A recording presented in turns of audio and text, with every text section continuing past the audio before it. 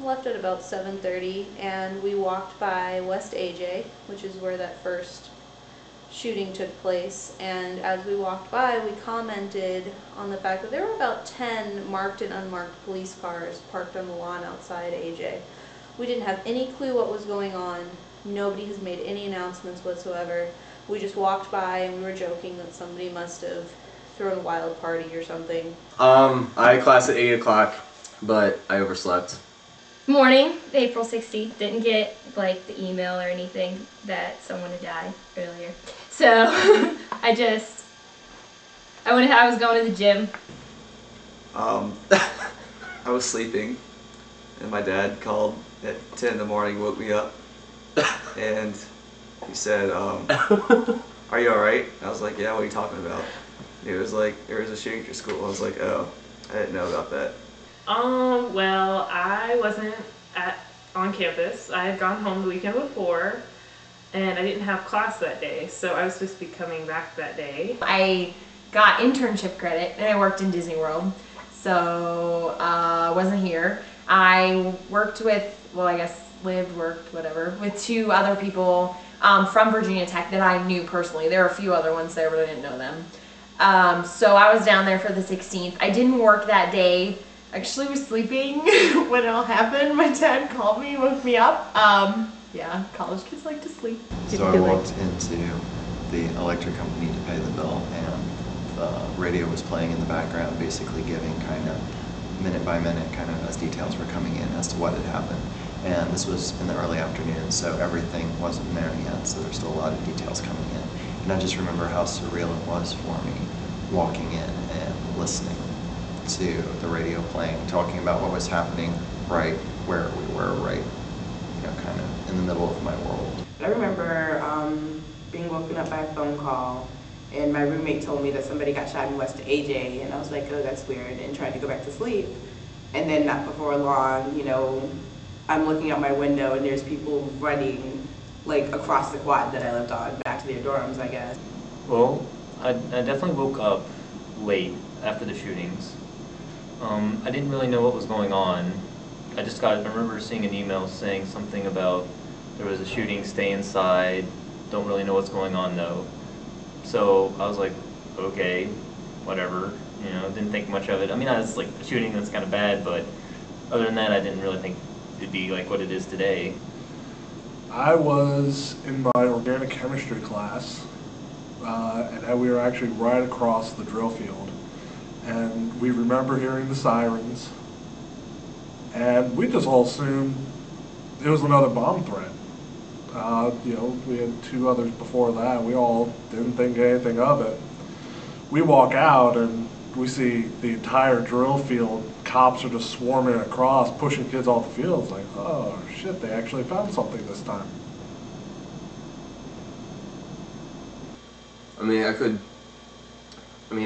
I could go and get in a car wreck in 5 minutes and die. When I see a car wreck, it doesn't make me think, oh man, it's not gonna change the way I'm...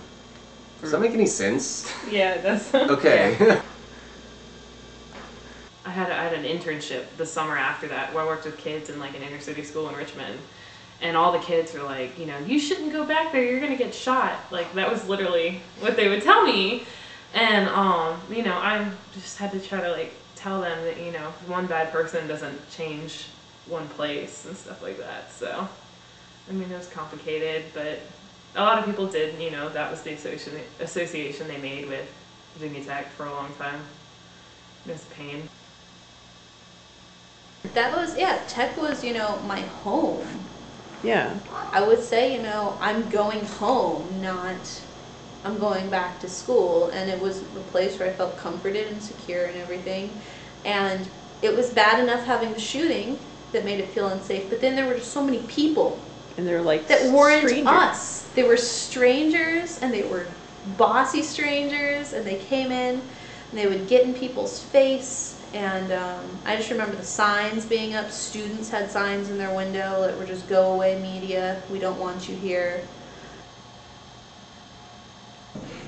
Just these past couple of years, it's almost been really kind of a big, I don't want to say pep rally, but it's a way to bring the community together and realize, how much everyone, it's like you're not just one part of a whole. It's like I'm a Hokie, you're a Hokie, we are the Hokies. One of those things. It's kind of just like a team and community. Make people realize they're part of something bigger. Make them feel safer and better about themselves. I want Tech to be known that it's a place that is a good community, that it's a decent school, that it's where I built friendships that I will remember. That's what I want people to know Tech as. I don't want them to know it as the evening news clip where a whole bunch of people got shot. And so I think it's unfortunate in that regard, because I think it has tarnished Tech's image to the world, even though it could have happened anywhere. I don't think they could have done a lot more, because, they knew he wasn't normal and that he was crazy and they didn't like him, but there are lots of people like that, and I don't think that usually they go killing people, so they might have known that he wasn't normal, but I don't think that they knew he would go to the level that he did. Do you think Cho deserves the Hokie stone in the memorial? I can't decide, because I know it's really controversial because he is the guy who took out 32 people, but his life was troubled too, and his life was a life lost too, so I really can't decide on that one. Like, I can understand why people wouldn't want to give him a Hokie stone, but he was one of us. He was a Hokie too, and something along the way happened, and I don't think we'll ever understand why he did what he did, but he's as much part of the tragedy as everybody else. I definitely, I still didn't have it hit home to me, really, until I heard this one story where these paramedics were in the rooms, like one of the schoolrooms, and they were hearing all those kids' cell phones going off.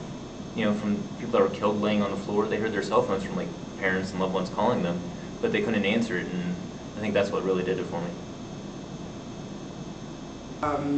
I didn't find this out until the next week while I was home, but one of my closest friends that went to school here actually had class in the same class as some of the people who died. So, and she was just unexplainably running late that day, couldn't figure her life out and get it together so she'd get to class, and that's why she wasn't there.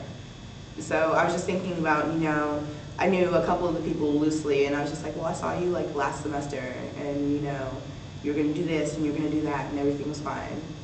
And it turns out one of the girls, my mom's boss, actually knows her parents really well, and so she was an only child, and she was a freshman. And I was like, man, that sucks for your only child to be leaving home for the first time and they don't come back. I feel if I was from Blacksburg or a rural area, it would have that. You're from the Richmond area, so that's not rural, but it would have that effect on me. But I think part of it, growing up in Northern Virginia, outside of DC, things like that happened all the time. And I thought, when I came to college and I watched the news here, it was nothing was going on. Oh, a cat got stuck in a tree today. Where in DC, it's 8 people got shot in the streets. So it was definitely a shock, I'll tell you that, to for my dad to call me and say, hey, there's shootings going on at your school. Because when I came to Blacksburg, it was the safest place. It was everybody's so nice compared to Northern Virginia. And the traffic's amazing, everyone's nice. I could walk down the middle of the street in the night all by myself as a woman, whatever, nothing's gonna happen. So in that way, it was a wake-up call, oh, anything can happen anywhere. But maybe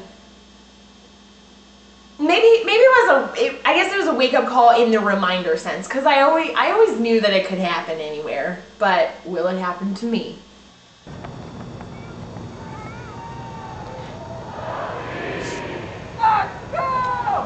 Hokies!